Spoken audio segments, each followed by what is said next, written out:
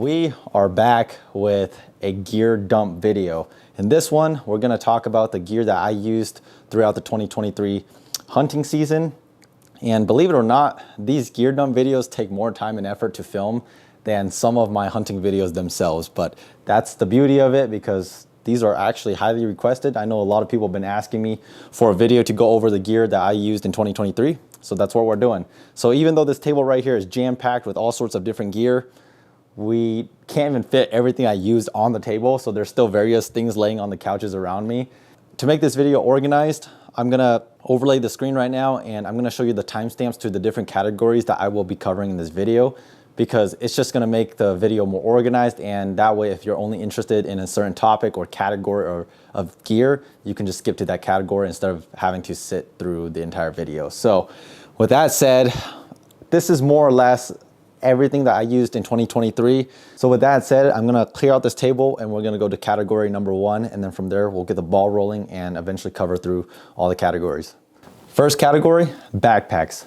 On my right, this is the Stone Glacier Sky Talus 6900. And on my left, this is the EXO Mountain Gear K4 5000. These are the two packs that I ran exclusively in 2023. I had some other packs in my closet too, but whenever I went hunting, I just either grabbed the EXO K4 5000 or the Stone Glacier Sky Talus 6900 because they just work the best for me.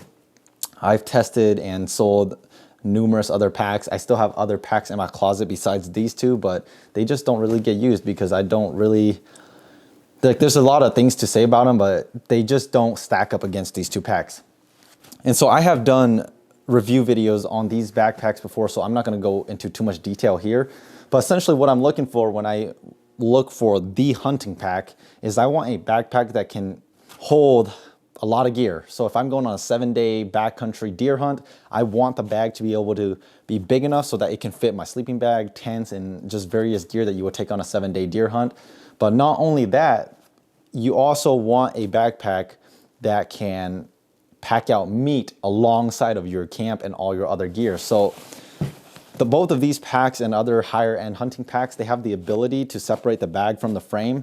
That way you can keep all your gear in camp in the bag itself, but you can sandwich the meat in between the bag and the frame. That way you don't have to fight for space in with your gear and the meat. Both the EXO Mountain Gear can do that and the Stone Glacier can do that. There's other brands out there that can do that too. And one thing to know is this is not the only bag or pack Stone Glacier sells. This is also not the only pack EXO sells. They have a lot of different configurations that you can check on their website. This is just what I opted for.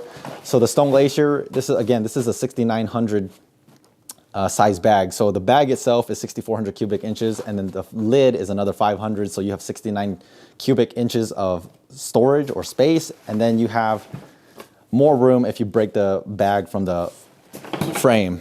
Same thing with the EXO Mountain Gear. As the name implies, this is a 5,000 cubic inch bag. And then I think the lid is another, I don't know, a couple hundred. So this bag overall, you're just shy of 6,000. So when you're looking at packs, or at least when I look at packs, I like to stay around the 6,000 mark. I think that's a pretty sweet spot. I think that covers the majority of what you do in the lower 48, unless you're going for extended, like really extended hunts and late season hunts where you have to pack more clothes. Granted, I did a 12-day solo backcountry hunt during September archery elk with the K4 5000. So there you go. Like, it doesn't always mean that you need bigger space if you know how to pack properly.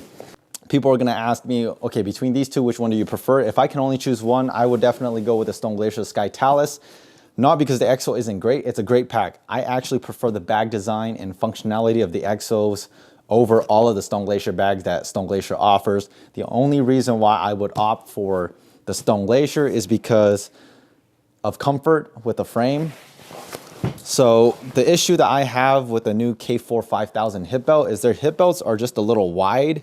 And so when you go to cinch your waist with the hip belt, because this hip belt right here is so big on the EXO, it pinches my muscles and whatever this muscle is on your hip, on the side of your hip. And so when you really tighten it down because you have heavy weight, like, I just lose blood flow and it's just not that good. But that's only occurring around the 60-pound mark and up. Anything below, like, this pack just is amazing. And again, I really like the bag design. The bag design on the Stone Glacier is okay. It's not the best. In fact, with this particular bag right here, there's a lot of things where when I use, I'm just like, what is the point of this design? For example, on the side of this pack, you have a zippered pocket right here. So let me move this. You have a side pouch, which I often put my spotting scope here. But when you have this thing extended, this side pocket, like it is borderline useless. So to me, it's like, okay, you're paying $700 for a pack. Why are you still having like minor issues like this on a pack like this, right? This is, in my opinion, too small, or they're using the wrong fabric. They need to be using a stretchy fabric so that when this is extended, you can actually like stretch this pocket out, or just make this pocket bigger so that when this zipper pouch is used, you still have more room on the outside. So I think that's just one caveat. Like I can go through and nitpick this pack apart and really tell you why I prefer the EXOs. But again, this is just a comprehensive gear dump video, so I don't want to go into too much detail there. But the ultimate line is both packs are phenomenal. I really am just nitpicking stuff. And so I'm gonna put the EXO aside because there are some things that I have on the pack on the Stone Glacier right now, because this is the last hunting pack I used in 2023 that people are gonna talk about. So I have their hip belt down here, but on the left shoulder strap right here, I have a Peak Design camera clip, and this is actually where I put a GoPro so that it's like a first-person camera. And when I self-film, having an extra or a secondary camera is really crucial because it just helps with the flow of the video as to what the viewer gets to watch, and it just gives a different perspective. So I have a Peak Design camera clip on the shoulder strap of the Stone Glacier. And the other big thing that I have on the Stone Glacier, or not just the Stone Glacier, but just my packs in general, if I was using the EXO, the Peak Design would be on the EXO's strap. But again, this is just the pack I last used. On the hip belt of my Stone Glacier pack, I have the Kifaru Gun Bearer hip belt. And on the right shoulder strap, this is the other piece to the Kifaru Gun Bearer's system. So this is how I carry my rifle. I put the butt of my rifle in this pocket right here, and then I wrap the barrel or the front stock of my rifle around this, and then my rifle is just hanging off to my side.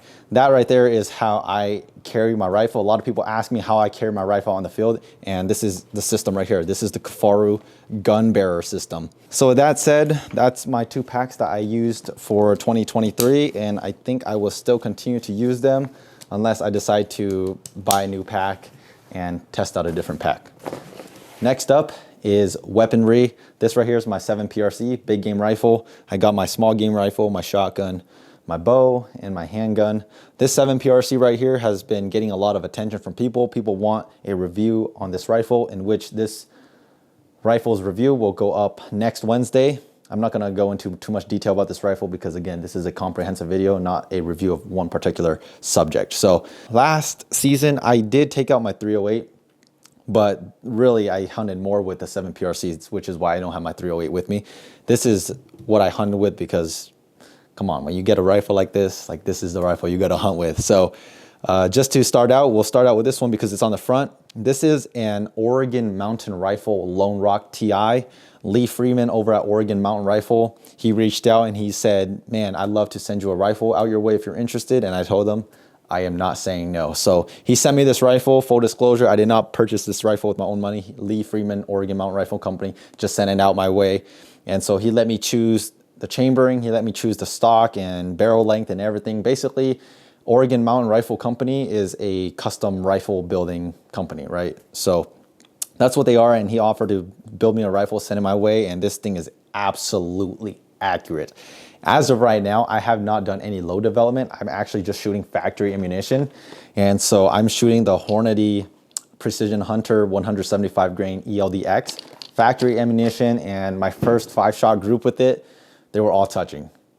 I mean, that's a testament to just how accurate this rifle is, and that was just me just getting used to the rifle, not even getting comfortable or being comfortable with the rifle. Yeah, those were just me first time shooting the rifle pretty much, and it was an amazing group, and it's only been shooting better. So quick rundown of the rifle. Again, the general name of this rifle is Oregon Mountain Rifle Lonerock TI. The Lonerock TI is the model, but it's using custom parts, right? So the stock itself is an AG composite stock.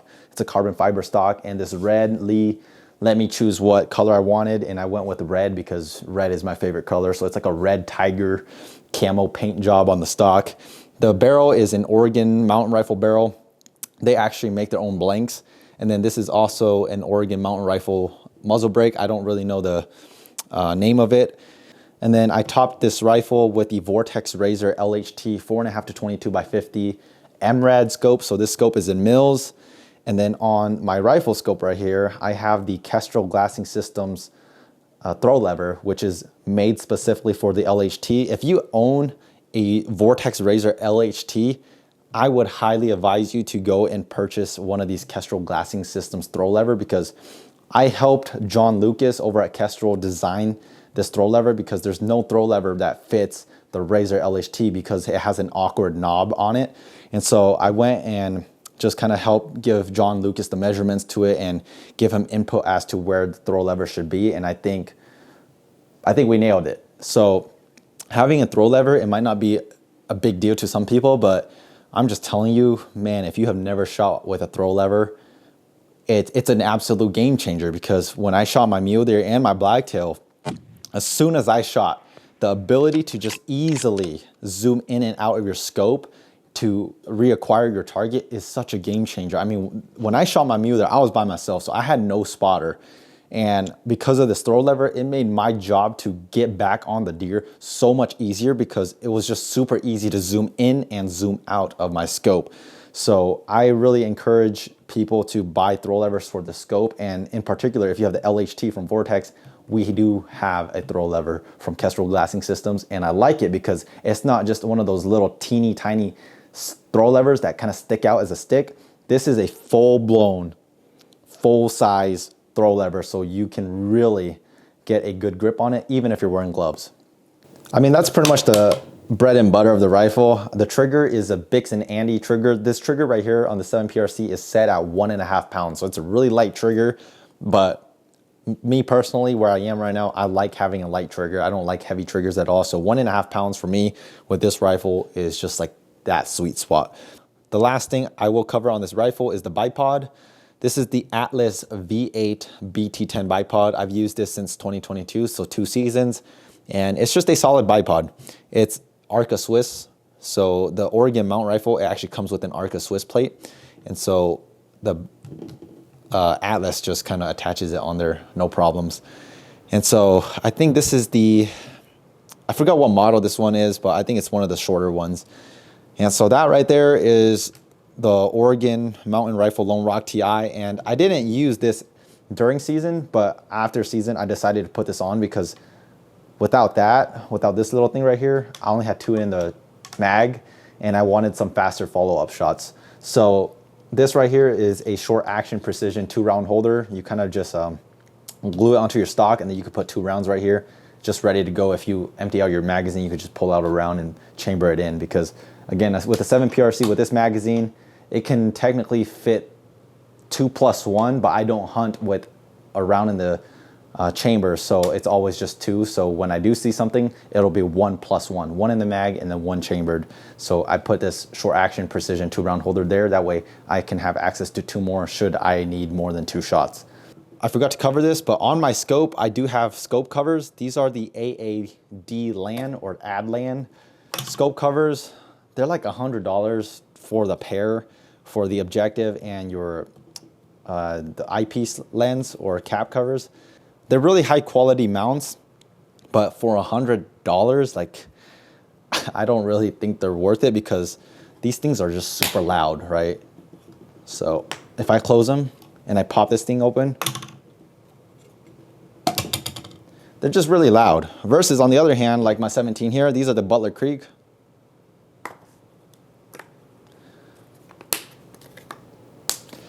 So I don't really know how I feel about these AAD LANs scope covers. They work, but the only reason why I bought them was because I can't find the Butler Creek size, or actually Butler Creek doesn't have the proper sizes to fit the Vortex Razor LHT with a 50 objective. So that's why I have the AAD land. $400, are they worth it? I don't know. That's something that you have to decide on your own. And then I guess the other thing I will cover quickly is on the left stock of my rifle, I just have my dope chart for different yardages. That way when I see an animal at X distance, I can just refer to this, dial my scope, and then shoot them. Next, this is my 17 HMR. I've had this for a couple years now. This is the Savage B17 or something like that. I think this is a $200 to $300 17 HMR rifle. I bought this for grouse hunting back then, but more recently in the past couple years, this has turned into my squirrel gun. So if you watch any of my squirrel hunting videos down in Oregon, this is what I use. So again, 17 HMR. This is the Savage B17. And I just have this rifle topped with the Vortex Diamondback 4-12 by 40 rifle scope. And just like my 7 PRC, on the scope ring, I have, or not the scope ring, the magnification ring, I have a Kestrel Glassing Systems throw lever on it because it just makes my life way easier to zoom in and out of my target. So no frills there. And then for the ammunition, I'm just shooting the Winchester Varmint LF. The thing about Savage is, man, I have not owned or I have not seen a single Savage rifle that has not been accurate. So this is like the 5th different type of ammunition I've shot out of my 17, and it's shooting everything just like lasers. My Savage 110 Ultralight chambered in 6.5 PRC, that thing shoots everything well. My dad's 243 Savage Axis shoots everything accurate as well. And my dad's 17 HMR, not this one, my dad has his own 17 HMR, shoots everything dead accurate as well. So when it comes to Savage, the brand Savage firearms themselves, I don't have any issues with them in terms of accuracy. The only issues I have with Savage is more of like bolt, right? Like we've had issues with bolts where the firing pin just weakens over time, where it's not punching the primer strong enough to the point where it's firing the bullet. So we've had issues with Savage firearms before, but accuracy has never been the issue. And then next, this is my shotgun that I use for turkey hunting. This is the Retay Gordion turkey shotgun. This thing has a pistol grip on it, and this is chambered in 20 gauge. So prior to 2023, all I've been shooting is a 12 gauge, and I still have my 12 gauge, but I decided to give this shotgun a try, and it's killed every single turkey that it's shot at. For the choke, I have a Jeb's choke, and this is the Headhunter. I believe that's the name of it. I think this is a .56 choke size.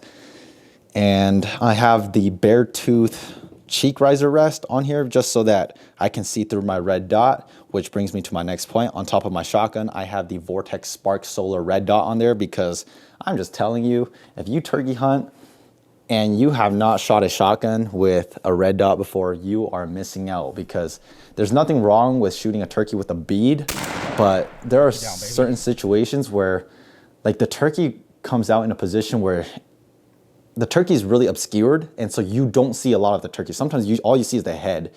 And the problem with the bead is if the turkey is like at 35 yards or something, the bead will cover the entire turkey's head. And so sometimes it's hard to tell where you're actually aiming. But with the red dot, because the red dot is so fine, and you also have a peripheral around your red dot, you have a much better visual at a turkey. And in this instance, or my example, you can see just the head of a turkey at 35 yards with the red dot, because the red dot is really fine and you can actually see around the red dot. So you know exactly where your red dot is aiming or your barrel is aiming. So I'm just saying, if you have never shot a turkey with a red dot, you're missing out. There's a lot of other red dots out there that are amazing, but this one I have on top of my Retay Gordion is the Vortex Spark Solar. I have the same exact one topped on my 12 gauge shotgun at home, my other 12 gauge turkey shotgun too. So that's how amazing hunting turkey with a red dot is, that I have 2 red dots on both my turkey shotguns.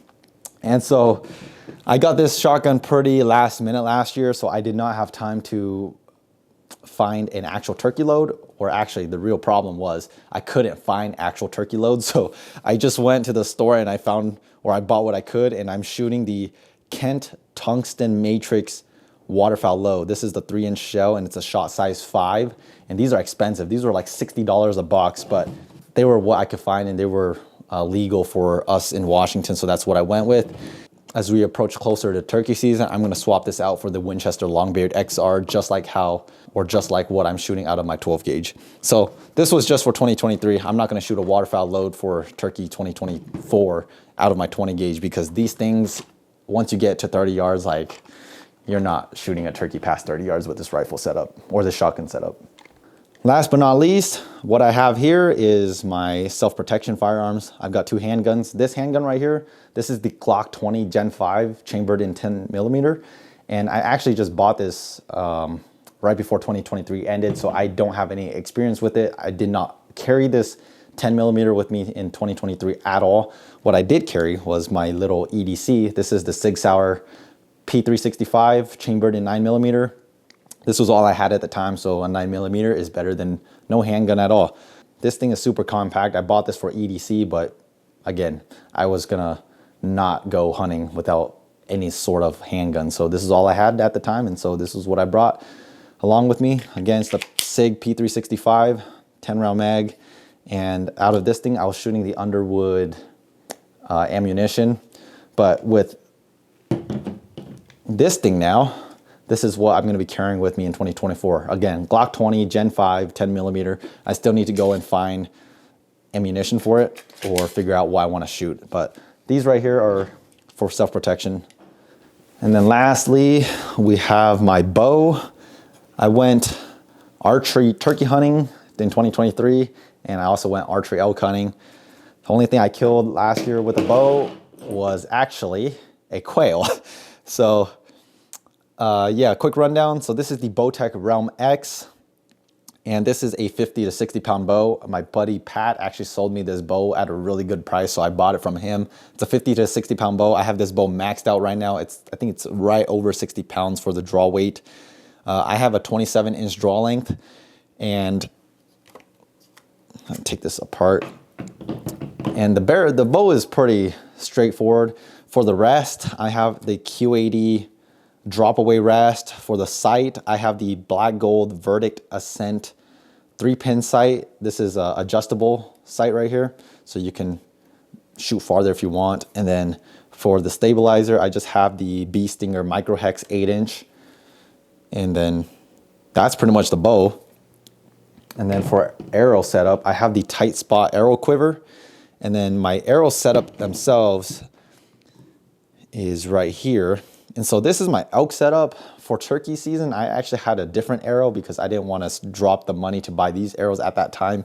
But if I had to go back or do it again this year, these are just what I'm going to stick to. So these right here are the Day 6 arrows. This is the HD 400 spine, 3 fletch.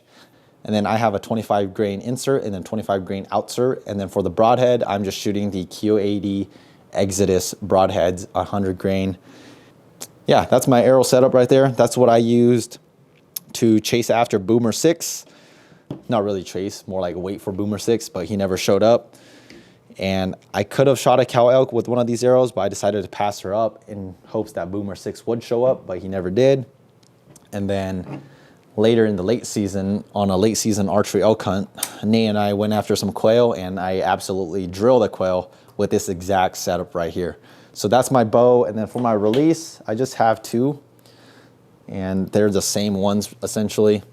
So I just have these True Fire wrist release, but I think I'm gonna swap these out this year. I'm gonna buy either a thumb release or some type of other release, because these wrist straps, like they're good because they're really secure, but the problem with these is they squeak.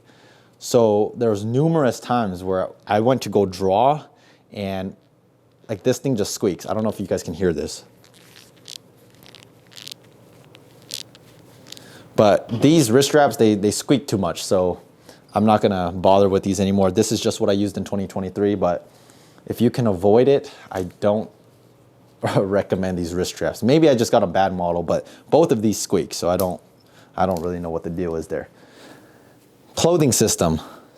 We got boots, gaiters, gloves, orange, and my tops, jackets, shirts. We got my bottoms, and we got my puffies. So in organized fashion, we'll start with my boots. So this is my primary boot that I run. This is my early season to mid-season boot. This is the Crispy Laponia GTX. This is the first generation, not the second generation. There's a Crispy Laponia GTX 2 now, but again, this is the first generation. This is my third pair of Crispy boots, and I just don't have any issues with Crispies. My first two Crispy boots were amazing. I used them until they literally started falling apart.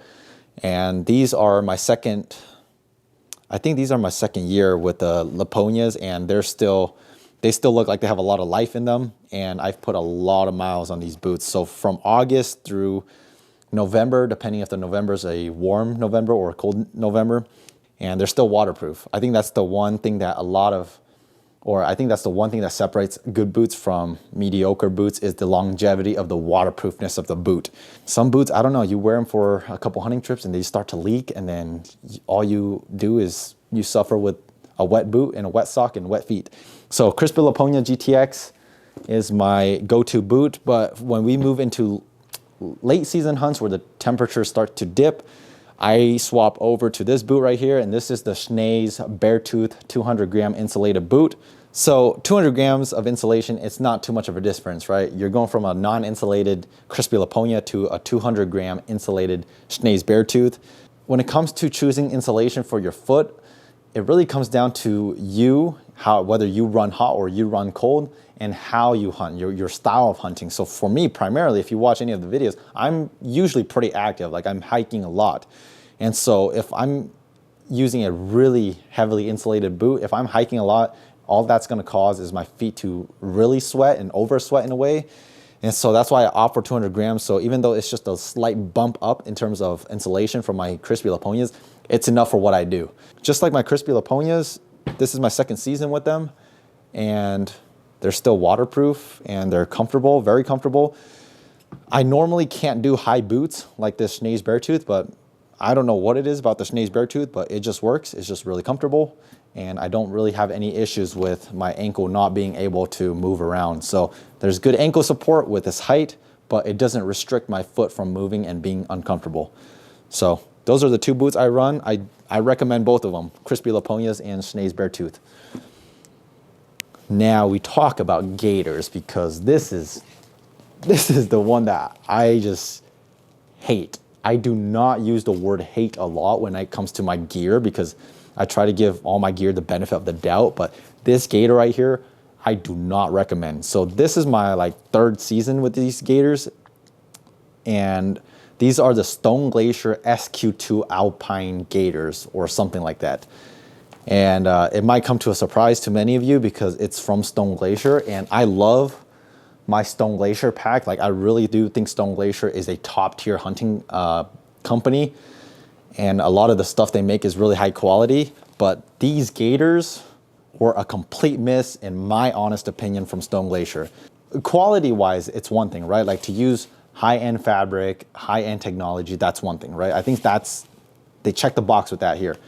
But functionality-wise, with this Stone Glacier gaiter, man, they missed the mark, because if you watch my 2022 gear breakdown video, I kind of dogged on these two, but this, after this year, I am not ever wearing these again. I'm gonna buy a new pair of gaiters. The only reason why I'm using them is because they are the only gaiters I have right now.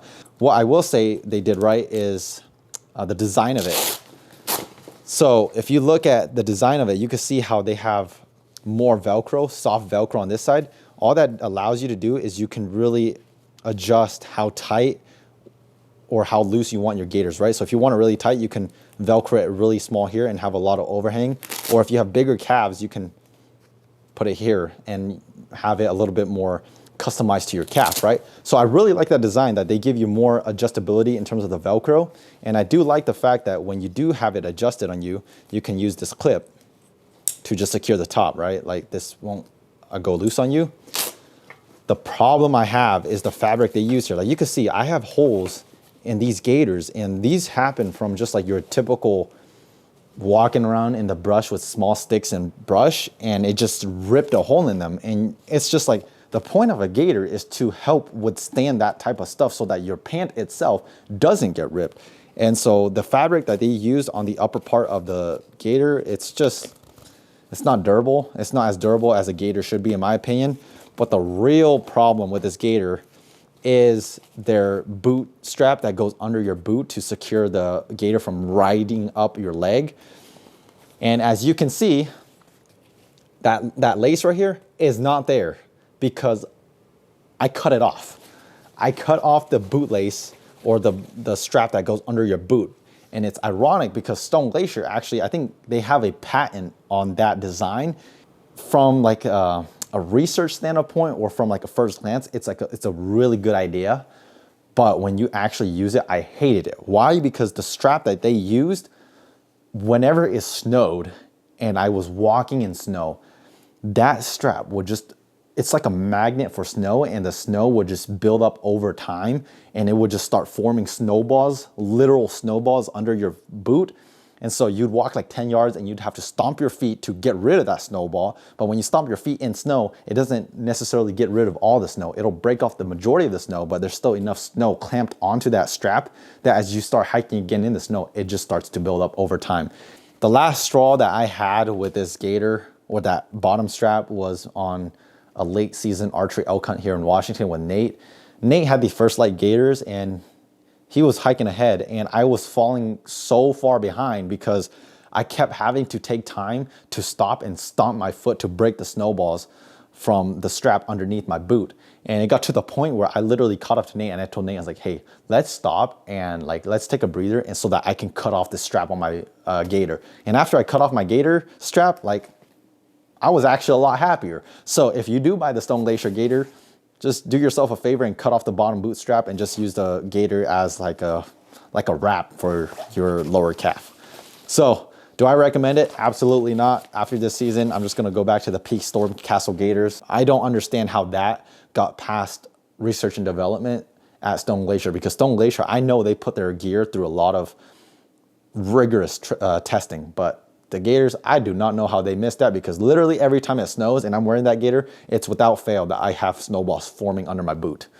The last thing with footwear is socks. I pretty much run one pair of socks now. Like, I've used a handful of different socks, but the one sock that I found that just works best for me is this right here. This is the Darn Tough 2012 mid-weight cushion sock.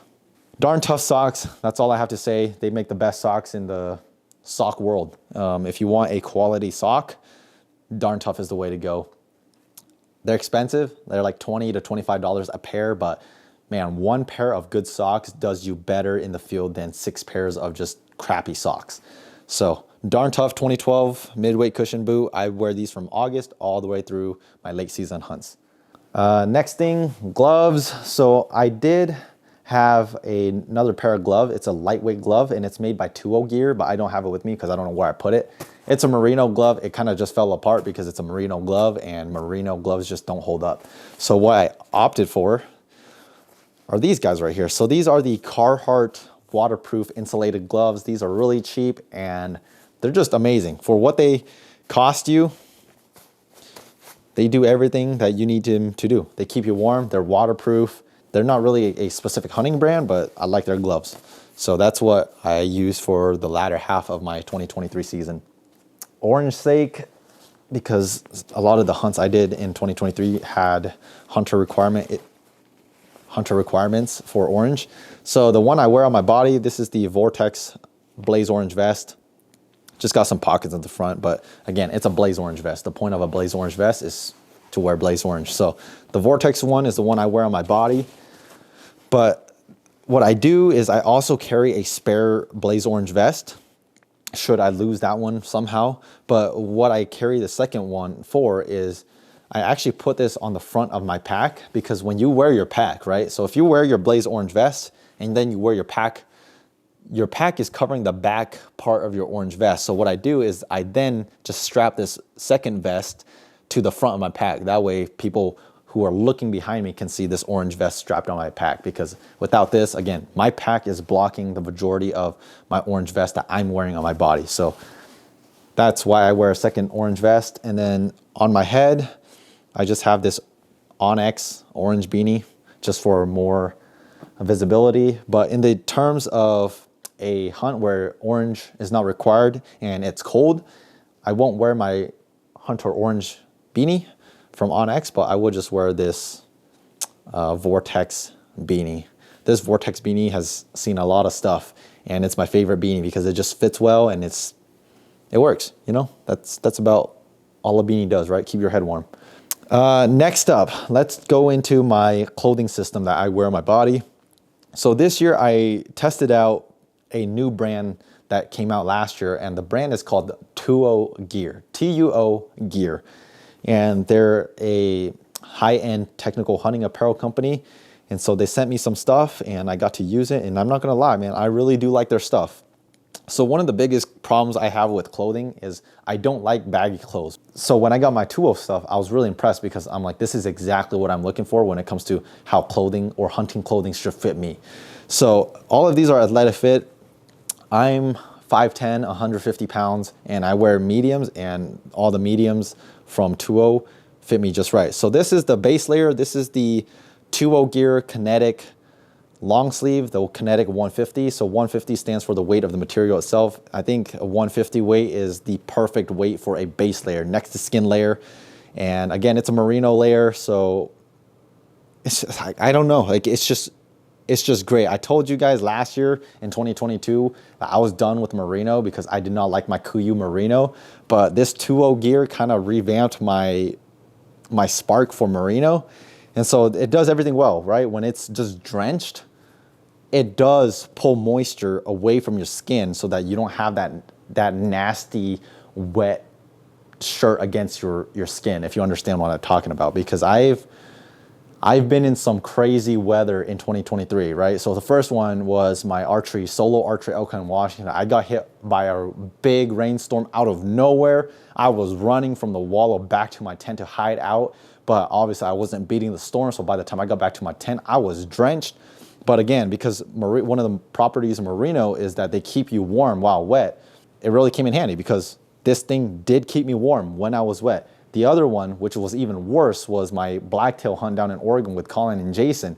We survived an absolutely horrendous rainstorm. Not only was it a rainstorm, but it was a windstorm. It was terrible. And on that night, like I told Colin and Jason, like we could have literally died on that mountain by hypothermia. But again, this is when having good clothing can really save your life, because again, merino property, it sucked all that moisture as far as it could away from my skin, that I felt warmer than I should have if I just had your typical cotton t-shirt. So yeah, that kind of sparked my love for merino again. So this is the Tuo Gear Kinetic 150 long sleeve. Highly recommend. I think this is, in my opinion, this is better than the Kuiu, because the Kuiu ones just kind of fell apart over time. The next thing above my Kinetic 150 base layer is the hoodie, and this thing is my absolute favorite from Tuo. So this is the Kinetic 250 weight hoodie. So there's no zipper on it at all. It's just a heavier piece of clothing than the 150. So instead of being 150 weight, this is a 250 weight, and I just love the way this thing fits. It's just slim on the body, just everything you need and nothing you don't need. And the hood just fits amazing. I've worn this thing a lot of times. If you followed me since the start, one of the things I always told people I hated was I hated hoods. But it wasn't that I hated hoods, I just hated the hoods on the designs of a lot of other companies, right? For example, all of Kuiu's hooded jackets, I absolutely hate the hood because I can't get the hood to fit me right. When I found this thing, or when they sent me this hoodie, I'm like, come on, man, like another hoodie. But when I got to actually using it, I actually fell in love because the hoodie fits right. And it's just, I think it's a perfect upgrade from going from a 150 weight to a 250 weight. That right there is one of my favorite pieces, if not the favorite piece from Tuo Gear. The next thing in my system is a puffy. So I have two puffies that I tried out. So the one on my left, this is the Killick puffy jacket that you can find at Sportsman's Warehouse, and this is the Tuo Gear Clement puffy hooded jacket. And honestly, they're both pretty similar in terms of performance. Like, they're not really anything special because they're just your standard kind of warm synthetic puffy. And so like there's nothing really to say about them besides like they're a warm synthetic mid-layer puffy. The Killick you can find at Sportsman's Warehouse. I think for $100, this thing is actually a legit good buy. Again, it's not top of the line or anything, but for $100, I think The Killick is not bad, but if you want to match camo, if you have a 2.0 gear system, the Clement is actually a pretty nice puffy too. Again, I just love the fit of 2.0's gear. I think they have their fit dialed. When Nate and I went on his Oregon high country deer hunt, he actually forgot his puffy. So we were going 7 days in the backcountry, and Nate had a base layer and his mid layer, and he had no puffies. So luckily for him, I brought my big puffy and this 2.0 Clement puffy, and I spared him this. I gave him this because I didn't want him to die of hypothermia up in the mountain by me. So I gave him this and I stuck to the big puffy, and he actually really liked it too. It actually kept him a lot warmer than he looks, because when you first feel this thing, it just feels really thin, and it doesn't feel like it's gonna do much, but it's a lot warmer than it looks, and it's relatively lightweight too. That's the next piece on top of my 250 weight. And then the last thing from 2.0 on top of me is their soft shell jacket. And this is the Aptitude soft shell jacket. And for me personally, I'm not a big fan of soft shells. And I'm not just talking about 2.0, I'm just talking about soft shells in general. I think soft shells are the last thing that anybody should buy, because they're like a hybrid in a way, where like they're a rain jacket wannabe, but they're not waterproof like a rain jacket, but they don't provide any insulation because they're just so thin. And so soft shells, I don't know how I feel about soft shells, but I never carry a soft shell with me on a hunt. If I'm gonna carry a soft shell, I'd rather just carry my rain jacket. But nonetheless, just to speak on this thing does fit very well. Again, I do like the camo pattern. I forgot to mention that. The camo pattern by 2.0 is called Verse. It's made by Veil Camo. And I do like the fit of it. This is, in my opinion, more of a casual jacket that I will wear fishing or just kind of around town. Oh, I guess I forgot one thing. So this right here is the 2.0 gear 250 weight neck gaiter, and this is actually one of my favorites too. It sounds funny because it's literally a neck gaiter and it seems so simple, but I can't tell you how many neck gaiters I've bought and I hated because they made the neck gaiter too small. So when you put it around your neck, it just felt like you were getting suffocated. So I like the idea that not only is it spacious, where it's not suffocating your neck, but it's actually really stretchy. So if you have like a bigger neck, like you can actually get some wiggle room with how stretchy this neck gaiter can get. And it's 250 weight too, so it provides a decent amount of insulation there. The last thing I'm gonna talk about for my upper is my rain jacket. So this is the Sportsman's Warehouse Killick jacket, and I'm not gonna lie, I think for your money, the Sportsman's Warehouse, the Killick rain gear I think it's the best rain gear for your money. I think it's not your cheap and like really flimsy and thin rain jacket. It's actually, if you feel it, it's actually got a pretty beefy layer to it. And so you know it's gonna withstand some rain and some wind with that. And the other thing is it has pit zips right here. So underneath your armpit, if you're getting too hot because you're hiking, you can actually unzip and let heat out from your armpit. Just to pair the rain jacket, I also have the rain pant that goes with that Killick rain jacket right there. And this thing has like essentially a full length side zipper so that you can take this rain pant off and on without having to take your boots off. I think that's a really good feature. I mean, at this point, a side zip like this on a rain pant is pretty universal. But again, for the price that you're paying for these Killick Sportsman's Warehouse special, I think it's the best for your money. So I definitely am impressed with the Killick rain gear. I forgot my Killick rain gear when I went down on my Oregon deer hunt. And so I was lucky that I found this Vortex rain jacket in my pack, because again, we got hammered with a rainstorm, and granted, the rainstorm was just so bad, I don't think any rain gear would have really sufficed, but I just had this Vortex rain gear and it really helped.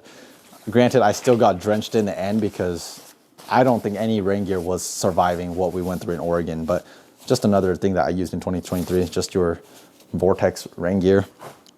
So that's all my main upper parts. The last thing that I will touch on is my big puffy. So this is the Sitka Kelvin Down Windstopper hoodie. This was Sitka's biggest and baddest puffy at that time, but they've since discontinued this and they've come out with some newer stuff. I've had this for a couple years now, and it's still my go-to late season, just big puffy, you know you're gonna be warm type of deal. And so, yeah, nothing else to be said about that. That's just a staple in my pack at the moment. And then now we go to bottoms. what I wear for my pants. So for the past couple years, for my boxers, I've worn the Sitka Core Merino boxers. They work well. They breathe well, they fit well, they stretch well. There's really nothing else to say about them. They're really comfortable. For late season hunts where I need to layer up underneath my pant, this is the 2.0 Gear 250 weight base layer bottoms. So these are your next to skin that go between your pant and your leg if you need it to. And this does not have any side zip. It's just strictly a legging pretty much. And it's really warm because I like that 250 weight, and it's the same exact material as the 250 weight hoodie that I touched on earlier. And so I really like that fabric, and you just have an elastic waistband up here. It works when you need that extra insulation on those late season active hunts. So then the last two pants that I'm going to talk on is actually made by 2.0 Gear. Again, I was testing out the 2.0 Gear system. So to my right, this one right here is called the Aptitude Soft Shell. This is like your late season pant. And then their quote unquote do it all pant, all around pant is this thing right here. And this is the 2.0 Gear Climb pant. So this is very similar to the Kuiu Attack pant. It's a slightly lighter weight than the Kuiu Attack pants, but they fit well and they breathe well. They have side vents right here so that you can release heat on your side too. And then they have obviously just your pockets on the side, and then you have your hand pockets here, and then you have your crotch zipper and button right here. So there's not really much to be said there other than the fact that the fabric, it's really hard to explain a fabric to you unless you feel it. But the fabric, you can just feel that it's a very comfortable fabric, and you can tell that this is the type of fabric to repel moisture. So there is a DWR treating on both of these pants. And so I've taken this pant on a lot of different hunts, and on those mornings where it's not necessarily raining, but there's a lot of dew on the grass, this pant right here has actually repelled quite a bit of dew before the dew actually started to soak in. Again, I think 2.0, for a company that is coming out from nowhere, they're starting off on the right path, because I just don't have a lot of things to say about them because they just work, and that's really where I leave it. Last, again, this is the 2.0 Gear Aptitude Soft Shell pant. So unlike the Climb pant, this does not have a side zipper to release heat. I don't know why they don't have that. I guess that's one complaint I have. It's like, I don't know why they don't have a side zipper here. I think that should just be standard across all hunting pants now. But even though they don't have this top one right here, what they do have is they have this bottom zipper right here. And at first when I saw this, I was like, what is the point of that? And then when I was wearing this pant and I went to go put on my boots, this is when I realized what it was for, or at least just how convenient it was. Because if you don't have the zipper here, sometimes if you're wearing a taller boot, you have to roll your pant leg up just to get to the top laces of your boot, right? But if you have this, you can just roll this pant all the way up to your knee, tie on your boots, roll this back over your boot, zip it shut, and you're way more efficient, way faster for taking off and on your boot. So that's something I really like about this soft shell pant. So with the knee, they added a different fabric. I think this is a little bit more durable fabric just to protect the wear and tear that comes from your knee from kneeling and crawling around like that. And then again, you just have your pockets. You have two rear pockets on the side, and then you have your zippered hand pockets, and then you have two cargo zippered pockets as well. And that's pretty much the soft shell pant from 2.0. It is heavier than the Climb pant because, again, it's designed for late season hunting, so they're using a slightly heavier fabric to add more insulation to the pant. Last thing, puffy pants. This is the First Light Uncompadre puffy pant. I've used this for 2 seasons. It's a synthetic puffy. You have a full length side zipper here so that you can take it off and on without having to take your boots off, just like the Killick rain gear. And it keeps you warm. It's not the lightest weight because it's synthetic versus down, but for what I need right now, like, it does everything I need it to do. Sleep system. This is what I used in 2023. Primarily what's on this side of the table is what I use, but I will cover this as well. So I guess I'll cover the sleeping bag first because this thing takes up too much room. So I've been using the sleeping bag for a couple years now. I really need to upgrade because this sleeping bag it's a good sleeping bag for what you're paying, but for what I want in performance out in the field and the mountains, like, it's just not quite cutting it. So this sleeping bag is the Hike and Bike Aeolus 15 degree sleeping bag, and it's a down sleeping bag. It's a good sleeping bag for what it is, but I want more insulation, and ultimately I just want more room in my sleeping bag. I'm a relatively skinny guy, and so if I'm complaining that I don't have enough room in a sleeping bag, anybody that's bigger than me is probably not gonna like this bag either. Granted, there's different sizes, but I still think that the Stone Glacier Chilkoot bags, sleeping bags, are top notch. I think a lot of people have pointed me towards a Western mountaineering sleeping bags too, and there's a lot of great sleeping bags out there, but the more I compare different sleeping bags, like every time I compare sleeping bags, I just go back to the Stone Glacier Chilkoot. So I think the Stone Glacier Chilkoot is on my list to buy this year, and just upgrade from the Hike and Bike EOList 15 degree. Again, if I understand that this is expensive stuff, so if like you want a good sleeping bag, but you don't have $600-700 to go spend on a Stone Glacier bag, the Hike and Bike EOList sleeping bags, they're actually not bad for the money. Like, I survived in this sleeping bag when all of my clothes were drenched, and this sleeping bag was drenched in it of itself on my Oregon blacktail hunt. And so I guess I can't really knock on it too much because I survived a horrible hypothermic potential night in the sleeping bag with all my other gear. Dollar for dollar, this thing is just, it's a great sleeping bag. So we'll talk about tents next. So this right here is the Luxe Octopeak Tipi tent. This is a hot tent, so you can put the stove in there. This is the tent that Nate and I took on his Oregon high country deer hunt.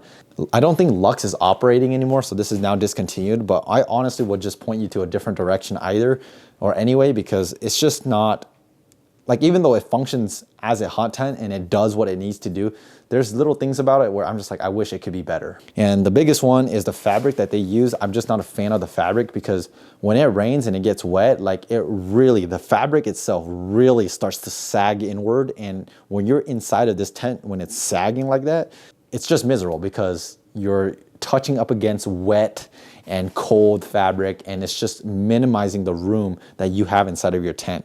And so even though it works, it's just not perfect. But again, it is a cheaper, or it was a cheaper hot tent at the time. They're no longer making it, so you can't buy it anyway. I would point you elsewhere to like a Seek Outside tent or something along those lines. Next, we talk about my tent that I used exclusively besides that time when I used that big hot tent. And this right here is the Argali Rincon 2-person tent. So this right here is the tent itself, the fabric itself. And then this right here is the insert. So this is where the mesh comes from. And so the mesh itself and the outside fabric itself are two, so that if you'd want to shave like 2 pounds from your pack and run a floorless shelter, you can just run this and shave some weight. But if you're gonna be in conditions where there's a lot of bugs, a lot of mosquitoes, and you want that mesh netting to prevent you from getting eaten alive at night, you can have the insert as well. I really like the Argali Rincon 2-person tent. This is the only tent I've tried from Argali, and I don't know what fabric they use for the tent, but unlike the Luxe Octopeak, when it rains, their fabric on the Argali, like the fabric doesn't absorb any moisture, so it never has that issue of sagging down on you inside of the tent. And so I think that's actually a quality that Argali states on their website, that they use a good fabric that doesn't have that sagging issue when it's wet. And from me using it from September all the way through November, and even in the spring when I took it turkey hunting, it withstand the storm, and I never had to deal with sagging fabric anyway. So I really like the fabric. So I do recommend, I highly recommend, if you're looking for a backcountry tent, the Argali series, I would highly advise you to go check them out. So again, this is the Rincon 2-person tent. They make the Absol 4-person tent, and I think they make a 1-person tent too. But I don't think I would go anything smaller than the 2-person tent, because I think the 2-person tent is just perfect for one person and his gear. I took this tent on numerous hunts with me throughout the year, but the one hunt that stands out is my Washington mule deer hunt, my solo backcountry Washington mule deer hunt. I took it and it was just perfect, right? I had enough room on one side for me to sleep, and then the other side, I laid my pack, I laid my rifle, I laid all my other gear, and it was just really comfortable. And again, I used the inner piece because a lot of those hunts had bugs, and I'm glad I had the inner piece. So I never really had any issues with it, just a good functioning piece of gear, a good functioning tent. And then it does come with a inner pole you can just put these 3 pieces of carbon sticks together. And then now you have this pole, right? And so this is your center pole, and then the tip of your tent goes here, and then you stretch it out, and then you stake the outer tent, and this is how, or this is what holds your tent to stay up. Obviously, you could use a trekking pole, but I really like this pole from Archery because it's lightweight, and they just have the height designed to be efficient with the Rincon 2-person tent. So I would advise, if you're gonna buy the Archery tent, just buy the inner pole as well. And it's very easy to take on and off. All you gotta do is just pop a button and then go here. And then on this stick right here, there's actually a lot of holes, like a flute almost. And so if you want it shorter, you can just pop this and then make it shorter. And then obviously whenever you're done, just pop it out. And then you have a 3-piece stick. And then you can put this onto the side of your pack, and it's compact and ready to travel. So that's my tent. And then the rest is pretty straightforward. So this right here is a Tyvek tarp. This is the Seek Outside Tyvek tarp. This is what I put under my sleeping pad so that it helps prevent sticks and rocks from cutting my sleeping pad. And so I tested 2 theories out this year. I was like, okay, we have a Tyvek tarp where it's really thin, but it's just really durable. Or is it better to have a sleeping mat that's made of foam underneath your sleeping pad? And my conclusion is I would stick to the Tyvek tarp simply because this thing is just extra bulky to pack. This adds a lot more insulation because if you lay this under your sleeping pad, it adds a little bit more R value so your back isn't as cold. This one doesn't add as much insulation, but your sleeping pad itself should be the bread and butter, right? So this is the Thermarest Neo Air X-Therm Max, and this has one of the highest rated R values in all of the sleeping pads on the market itself. So I'm not too concerned about doubling up on R values with this foam pad and this thing, because this thing alone is already warm enough to sustain my back even in frigid temps, right? So I tested 2. This thing's pretty beat up. I guess this is the other problem with the foam mat, is when you put it on the bottom against the dirt and sticks and rocks, like this thing just gets torn up. Like I don't think this is gonna last me as long as this Seek Outside Tyvek tarp is gonna last me. So that's my sleep system right there, and I don't think I'm gonna swap out anything. The only thing I'm gonna swap out is my sleeping bag and the hot tent. Next up, optics. This is my glassing system, more or less, and this is what works for me, so I don't really have a reason to change anything right now. So I have the 3 razors from Bowtech. So I have the little brother, middle brother, and big brother. So the little brother right here, this is a new piece from Bowtech, and this is the 56mm objective razor, and this thing is light and compact. So this is the Vortex Razor HD 13-39 by 56, 13-39 magnification range, and the 56 objective size. And on all of my spotting scopes, I have the all-in adapter right here, meaning I can film through my spotting scope because I have the all-in adapter here, and I have the all-in case where I can just slap my phone on and I can just film. And so I have it on all 3 of my spotters because that's how I get footage a lot of times. And then you have the case here. So this is the little brother, and this guy right here is so compact, so lightweight. I think it's like 25 ounces. The farthest I used this spotting scope was like 2,000 yards on a beautiful opening day mule deer here in Washington. And even though it's 2,000 yards, which is over a mile, this thing was still enough for me to get a good look at it as antlers, because I mean, dude, 2,000 yards away with 39X, you're kind of stretching it, but this thing still did it.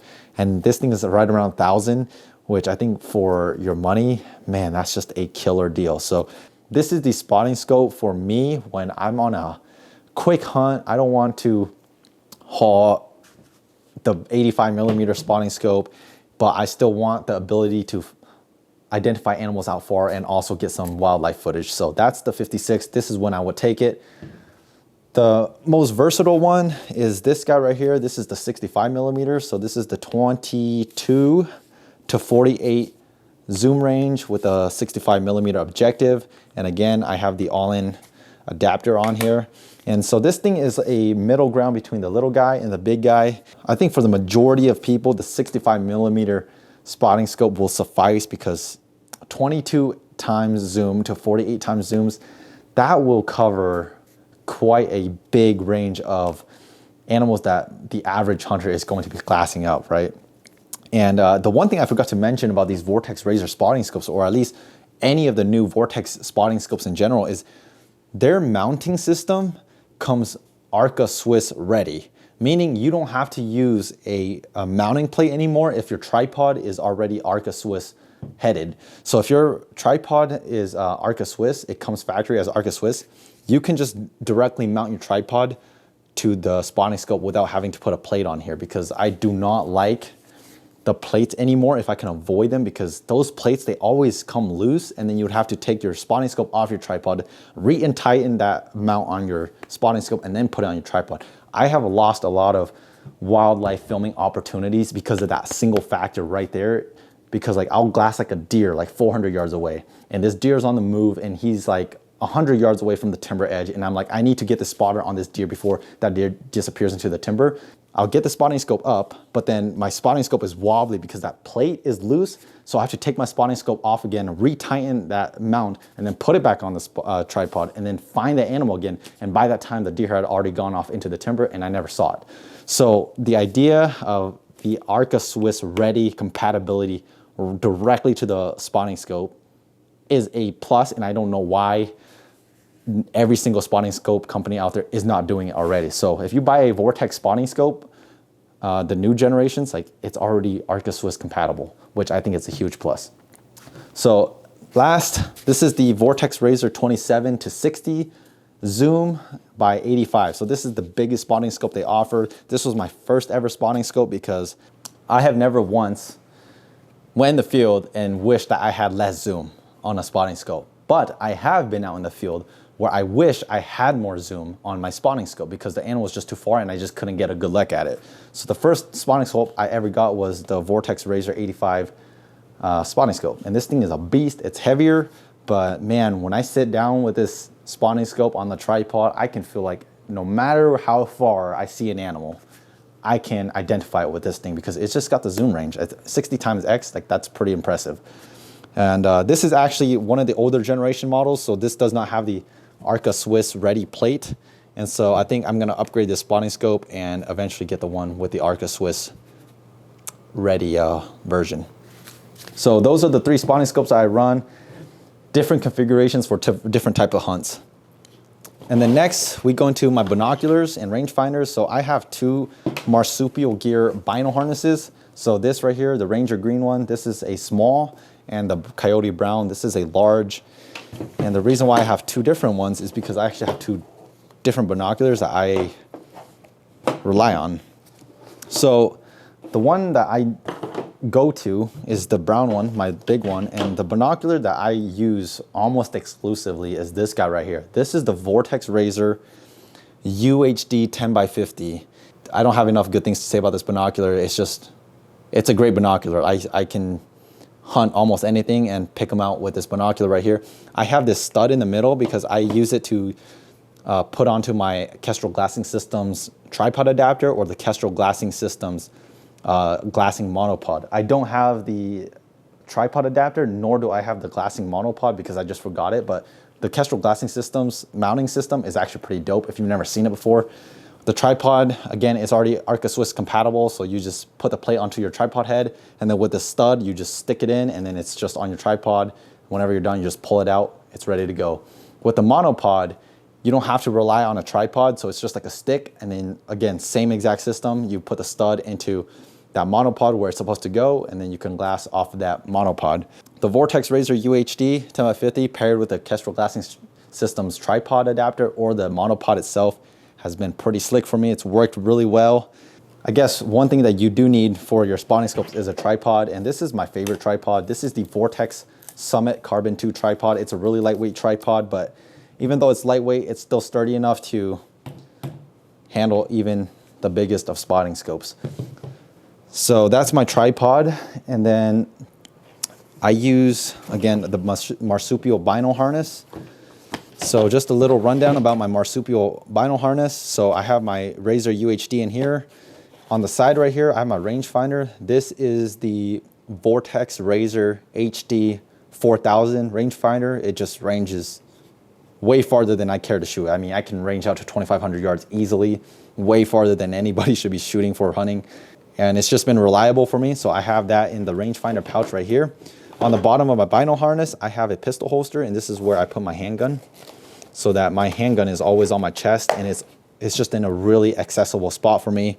And then on the left side, I either have this zipper pouch where I could just store extra camera batteries or whatever, or I can swap it out and actually put my walkie-talkie pouch here instead. And the walkie-talkie right here is the Midland GXT 1000G. So this is the only thing I will swap out on this side. And I really only carry a walkie-talkie when I'm hunting with my family or like my dad, where you split up and then you just, you know, try to communicate with each other. But other than that, if I don't use a walkie-talkie, I would just keep this pouch on here. And then in the front here, there's a zipper pouch. If I'm archery hunting, I'll keep my diaphragm calls in here, or turkey hunting. Or if I'm rifle hunting, then I'll put some extra rounds in here. And then it's pretty much the same thing for my small binocular. It's this guy right here. This is the Vortex Diamondback HD 10x42 binocular. This is one of the first binoculars I ever bought.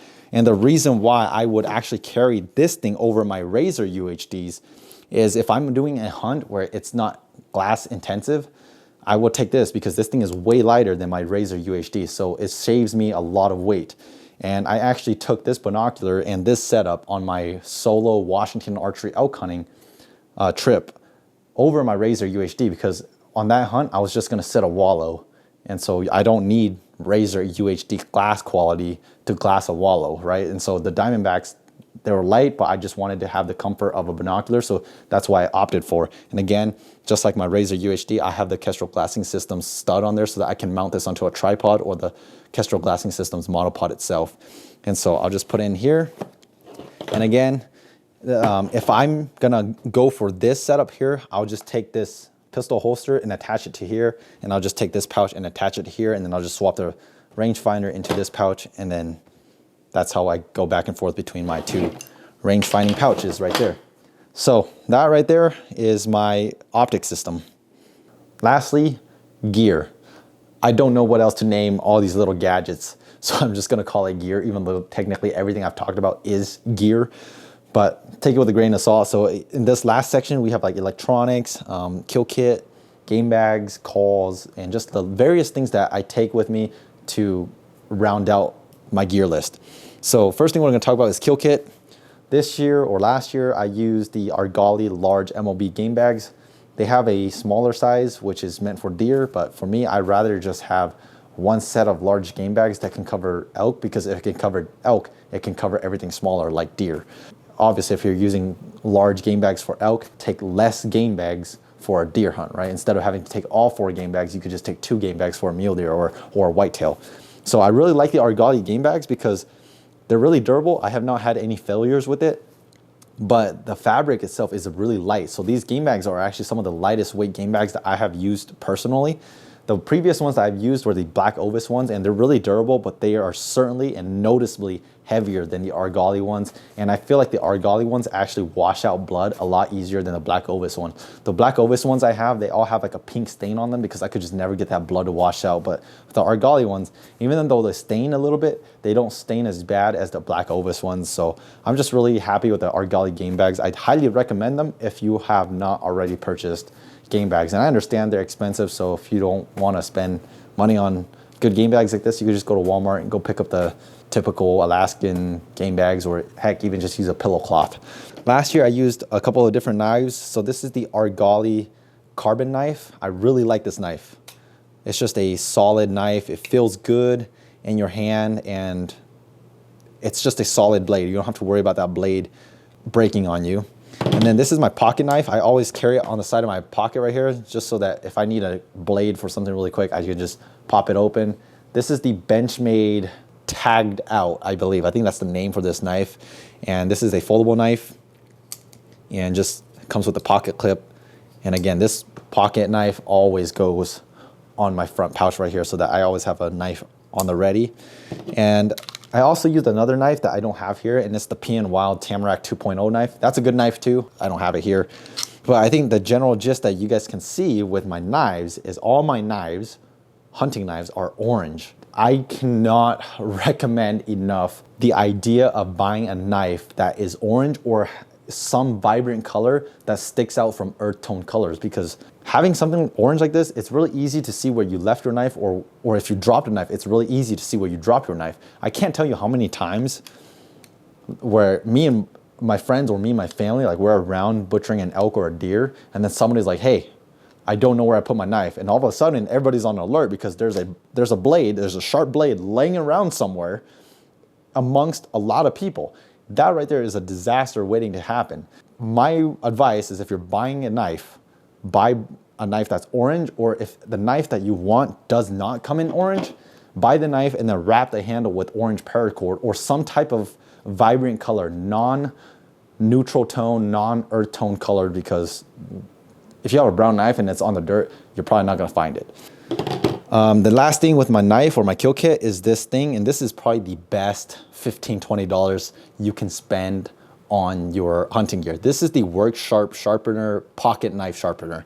And this thing, it's light, it weighs like nothing, but this thing is really good because the angle of these two yellow pieces right here, it already shows you how or what angle your blade needs to be to effectively sharpen your knife.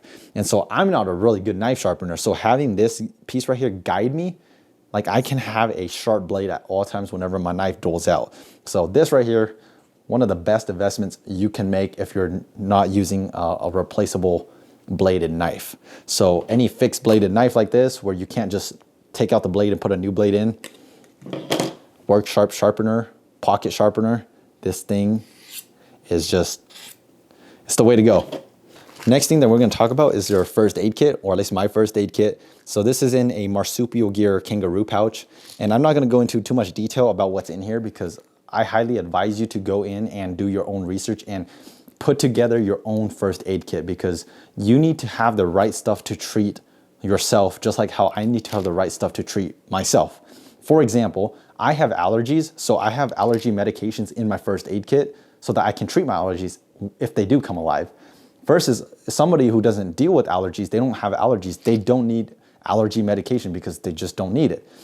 So you need to go in, or I would advise you to go in and dial in what you pack in your first aid kit according to what you personally need. Obviously, the only time it's gonna differ is if you're packing a first aid kit for somebody else as well, right? So for example, if I'm going out with a kid or just somebody else who's not packing anything, I will take into considerations what they need so that I can pack that stuff accordingly in case something goes wrong with them as well, right? So you really have to pick and choose what you're gonna put in your first aid kit depending on the hunt or whatever you're doing or who you're going out with. So just for example, I've got like Advil in here. I've got Neosporin Band-Aids for simple small cuts like that. I also have like gauze, and I have the aqua tablets to treat water, to purify the water, and just, you know, various things like that that you might need out in the field. I guess this could also go into my emergency kit. This is just a Ziploc bag full of fire starters and matches and lighters. I think that's pretty self-explanatory. It gets cold, start a fire. I guess this can also go into that. This is my water filtering system.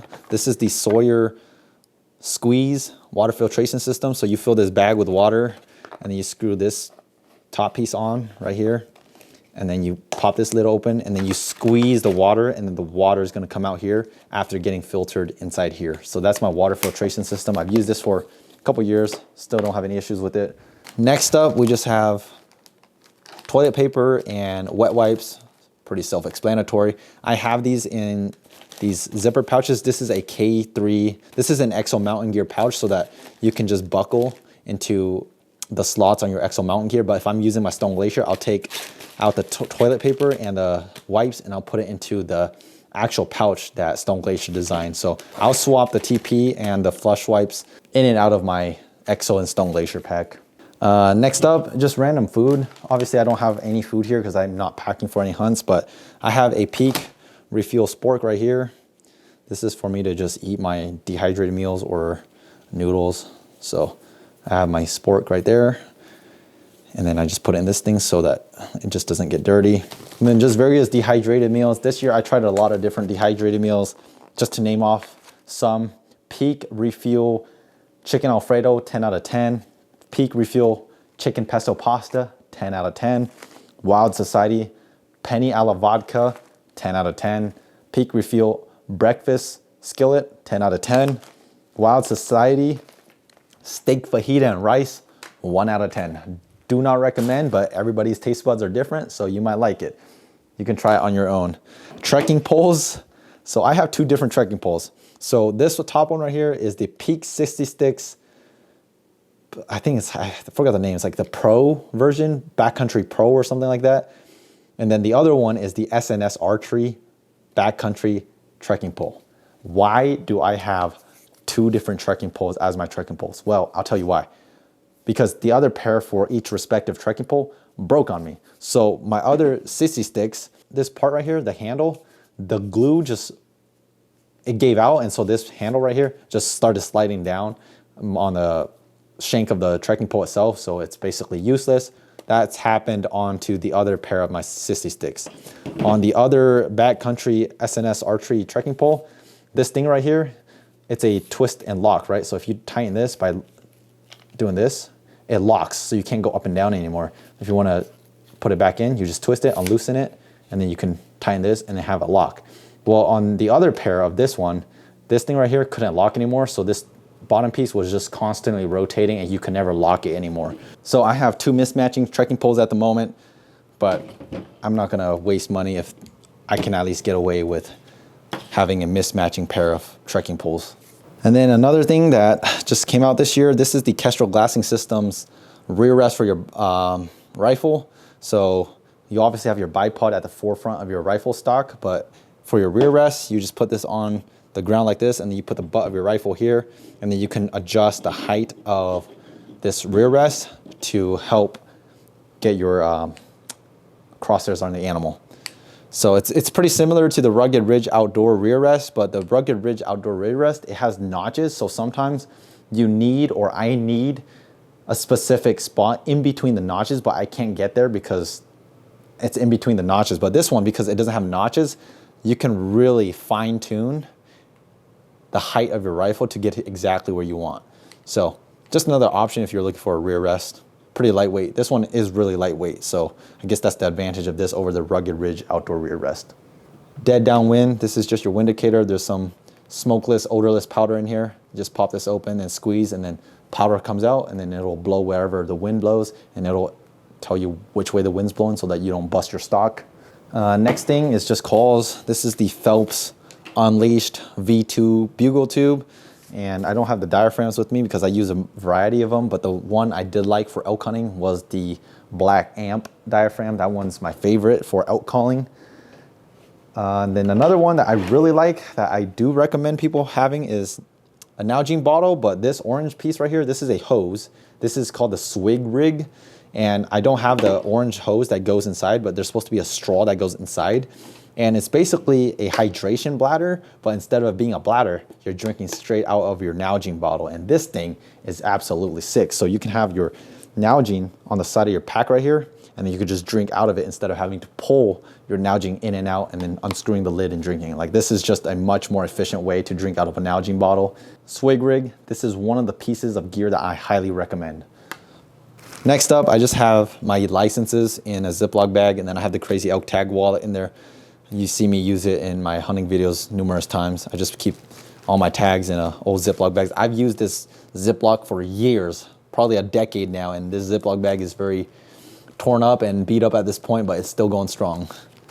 Hearing protection. This is the Howard Light hearing band.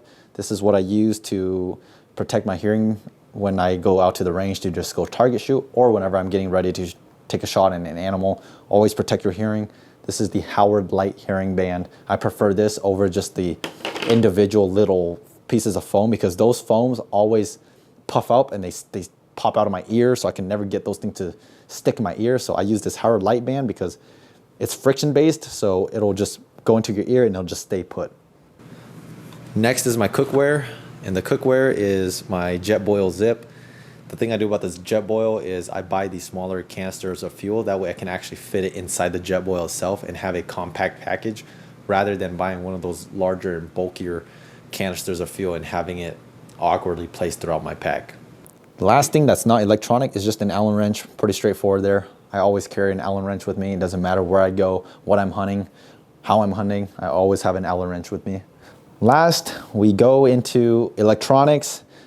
This is the camera setup that I run for my main videography. In fact, I'm filming on one right now. This is another one. So this camera that I use to film is the Sony AX53 camcorder. And then for my microphone, I use the Rode Video Micro microphone. And then I just put a 256 SanDisk Extreme SD card for my memory card. And then I just have a bunch of batteries in this marsupial gear zipperoo pouch. There's a lot of batteries in here for my camera. And then obviously I have an Arca Swiss adapter on my camera so that I can mount it on my tripod. So that's the main camera that I use. And then the other cameras that I use, GoPro Hero 6, GoPro Hero 7 Black. This one has the extended battery case. That's why this thing is humongous. So this thing will last me like 8 hours of recording. And then this is my GoPro Hero 7. And this thing just has a wind muff on it so that it doesn't have the wind audio that nobody likes to listen to. So those are the three cameras that I use. I do have another GoPro Hero 7 that I don't have with me here. And then the other camera that I use is just my phone. And this one, again, is used to film through my spotting scope with the all-in case and the all-in adapter. Next, we have two headlamps. I always carry two headlamps. Last thing I ever want to have happen to me is only carry one headlamp and have it die out on me and I'm in the middle of nowhere in pitch black. So I always carry two headlamps. And these right here are the Phoenix HM60R. Phoenix is a great brand. I've never had any issues with the Phoenix headlamps, and they're really bright and they're rechargeable and they're durable. They lasted through all sorts of conditions for me. I highly recommend Phoenix. There's nothing else to be said about them. They're really bright, they're functional, and they just straight up work. Phoenix headlamp, I highly recommend. The next is just a bunch of power banks. So I just have power banks. So this is a 20,000 mAh. This is I think this is a 36,000 mAh, and then this is a 10,000 mAh. So this is just to recharge my camera batteries or my headlamps. So depending on the hunt and the duration of the hunt, I will pick and choose. So if like I'm going on a day hunt, I'll just take the 10,000 mAh because I don't really need anything bigger than this. But on extended hunts, I'll take the bigger ones, or I'll take multiple of them, or sometimes even all of them if I really feel like I need to. So just extra portable chargers there. And then lastly that we're gonna talk about, satellite phones. I have two. This is the Zoleo and this is the Garmin InReach Mini. I used the Garmin InReach from I think 2019 to 2022, and then Zoleo, I used it last year in 2023, and I personally prefer the Zoleo. The Zoleo, you cannot text directly from the device itself like the Garmin, so you have to pair the Zoleo to the phone, but I prefer this right here instead because the Zoleo interface, the Zoleo app interface itself is way easier to use than the Garmin interface app. And the Zoleo, in my opinion, is just cheaper and it's just more functional and it's easier to use, which is why I've actually canceled my subscription with Garmin. I just have the device now and I just opted for Zoleo. So those are my two satellite phones. If you don't know what a satellite phone is, basically when you don't have service with your phone, you can still communicate with your loved ones, family, friends at home through the satellite phone because it doesn't require service because it's satellite. So that right there is all of the electronics that I used in 2023, more or less. And then I don't really think I have any other pieces of gear to cover anymore.